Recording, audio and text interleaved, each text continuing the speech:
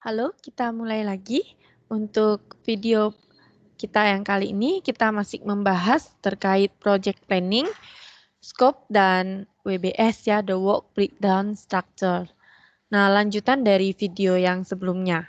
Nah, kita lanjut di sini kita membahas terkait control scope. Nah, control scope itu kita mengelola perubahan project scope dan kita memastikan bahwa perubahan proyek tersebut dalam hal ruang lingkupnya itu memberi manfaat. Nah, terkait perubahan ruang lingkup. Nah, perubahan ruang lingkup ini ada konsentrasinya terkait control scope ini dibagi 3, ada scope group, ada scope creep, dan ada scope leap. Nah, kita bahas satu persatu. Yang pertama ada scope group. Nah, scope group ini menggambarkan ketidakmampuan dari tim proyek untuk menentukan ruang lingkup proyek. Nah, situasi yang ini bisa terjadi di awal proyek ketika tim proyek dan sponsor itu kesulitan memahami apa sih yang seharusnya dicapai oleh proyek. Nah, cakupan dari grup ya, grup itu kan meraba-raba ya kalau kita artikan ya. Jadi cakupannya masih meraba-raba, itu tentu biasanya bisa kita minimalkan ya dengan cara kita memiliki move yang jelas. Nah, yang kedua itu ada scope creep. Scope creep ini dia mengacu pada peningkatan fitur, menambah fitur, namun biasanya memakan waktu dan sumber daya. Nah, scope creep ini bisa datang dari project sponsor, bisa juga dari tim proyek. Contoh keadaan scope creep. Nah, tim proyek itu menemukan ide yang menarik untuk ditambahkan di mana fitur atau fungsinya itu ketika ditambahkan ke sistem yang sebelumnya itu tidak pernah diminta gitu loh fiturnya, tidak pernah diperlukan oleh sponsor proyek ya, tidak diminta atau ditambahkan, tetapi tiba-tiba muncul ide yang menarik untuk menambahkan fitur atau fungsi tersebut. Nah, scope creep ini harus kita identifikasi dan kita kendalikan, karena tentunya ketika kita misal menambah ide tersebut, menambah fitur tersebut, itu akan memperpanjang jadwal dan biaya. Yang ketiga itu ada scope leap. Scope leap ini disebabkan peningkatan fitur, dikarenakan scope leap ini menunjukkan perubahan mendasar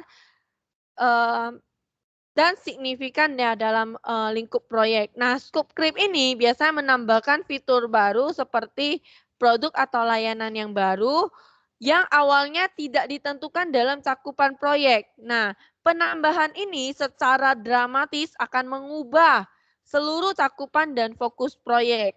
Nah, scope lift ini memerlukan perubahan move. Nah, kemudian perlu kita perhatikan untuk prosedur perubahan ruang lingkup ya, perlu kita kontrol ada 2 dokumennya. Yang pertama itu ada dokumen scope change request form. Nah, di sini adalah sebuah form di mana kalau misalnya ada yang request nih fitur ya, diubah, ditambah, diperbaiki dan sebagainya, bisa mengisi scope change request form. Kemudian nanti dari pihak proyek, nah, nanti kita punya sebuah dokumen lagi namanya scope change request log. Nah, berdasarkan yang sudah di-request tadi, yang di dokumen pertama ini ya, scope change request form, kita akan data mana sih yang lebih prioritas ya untuk kita perbaiki, kita kerjakan, kita tambah fiturnya seperti itu. Kemudian fitur yang di-request tersebut itu disetujui atau enggak.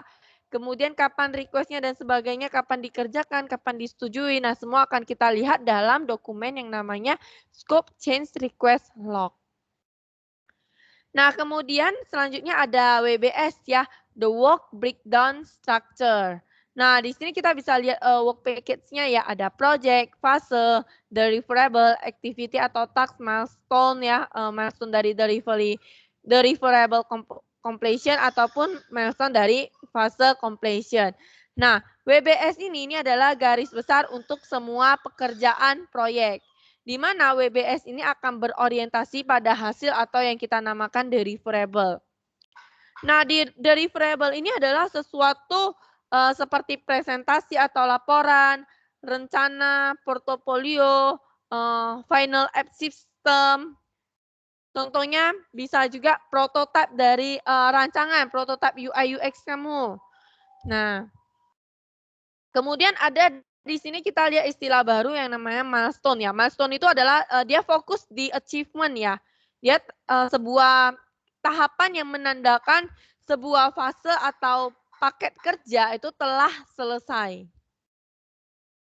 Nah, di sini kita lihat antara work package dan WBS-nya. Nah, ini tadi yang seperti yang di depan kita lihat project. Nah, contohnya di sini ada sebuah project yaitu dia buat e-commerce sebuah bank. Kemudian ada beberapa fase ya. Ini ada 9 fase ya. Nah, di 9 fase ini contohnya dia buka yang bagian fase ke-6. Fase ke-6 ada 3 variable ya. Ada test plan, test result, test plan, test result report, dan milestone testing complete gitu ya. Kemudian dia buka lagi yang 6.2. Nah, ini ada beberapa task nih yang dikerjakan, beberapa aktivitas yang dikerjakan di tahap 6.2. Nah, di tahap 6.2 ada nggak milestone-nya? Ada. Milestone-nya tadi itu kan sebuah achievement ya di sini ya, sebuah achievement-nya untuk milestone deliverable label completion-nya ada sebuah tanda tangan hasil dari testingnya. Kemudian di sini ada milestone yang menandakan oke fase ini udah selesai. Nah, di tahap 6.3 yaitu fase di sini kalau kita lihat testingnya sudah komplit. Nah, kemudian ada estimasi dari proyek. Estimasi proyek ini kita mengembangkan project schedule dan budget itu untuk estimasi tiap aktivitasnya. Mengembangkan project schedule dan budget untuk estimasi tiap aktivitasnya. Nah, ada beberapa tekniknya ya di sini. Yang pertama itu ada guesstimating. Guesstimating itu dengan cara menebak angka kemudian membuat perkiraan kasar dengan cepat. Kemudian teknik kedua itu ada Delphi teknik. Delphi teknik ini kita perlu rekrut beberapa ahli, di mana setiap ahli itu akan membuat perkiraan, kemudian semua hasilnya itu dibandingkan. Nah, jika perkiraannya cukup dekat, itu akan kita rata-ratakan. Kalau sebaliknya misalnya perkiraannya jaraknya agak jauh, maka ahli-ahli ini akan berdiskusi terkait perbedaan dan membuat perkiraan yang lainnya ya dari hasil diskusi. Nah, tentu teknik Delphi ini lebih mahal dan tentu memakan waktu yang banyak ya. Tapi tingkat kesalahannya ini lebih rendah kalau di Delphi teknik. Kemudian yang ketiga itu ada time boxing. Time boxing itu waktu dialokasikan pada aktivitas atau tugas tertentu. Contohnya, kalau kita tetapkan 2 minggu itu prototipe harus siap, maka yang kita tekankan itu adalah pada jadwal yang tentu dapat mengakibatkan jam kerja yang lebih panjang, di mana dia harus mengejar, oke 2 minggu harus selesai, maka 2 minggu itu ya tetap harus selesai gitu ya. Nah, jika terlalu sering seperti ini, maka tim proyek itu bisa kelelahan dan tentu frustasi. Kemudian yang keempat itu ada top down estimating. Nah, top management itu akan memperkirakan seluruh biaya proyek. Nah, estimasi proyek ini diberikan kepada manajer di bawahnya untuk melakukan estimasi biaya untuk paket kerja yang lebih kecil. Nah, batasan estimasi biaya untuk manajer tingkat bawah itu adalah mereka tidak bisa lagi mengusulkan biaya yang lebih besar dari yang sudah diperkirakan dari manajer tingkat atas. Nah, kemudian ada bottom up estimating. Bottom up estimating ini pembagian proyek modul-modul kecil, kemudian secara langsung memperkirakan waktu dan anggaran. Total waktu dan biaya untuk tiap aktivitas itu akan menjadi dasar jadwal dan anggaran dari proyek. Nah, kemudian yang terakhir itu ada poker planning. Poker planning ini adalah salah satu teknik estimasi di mana para pemain itu menggunakan kartu untuk menyampaikan estimasi tanpa berbicara. Nah, demikian terkait modul yang chapter kelima ini. Nah, selanjutnya untuk tugas kelima analisis skop pada proyek. Nah, di sini kita diminta memastikan bahwa proyek itu telah memenuhi keseimbangan atau triple constraint, yaitu scope, budget, dan schedule ya, balance gitu ya untuk mencapai move. Nah, setelah kita pastikan, kemudian kita diminta gunakan work package dan work breakdown structure untuk menggambarkan proyek kita.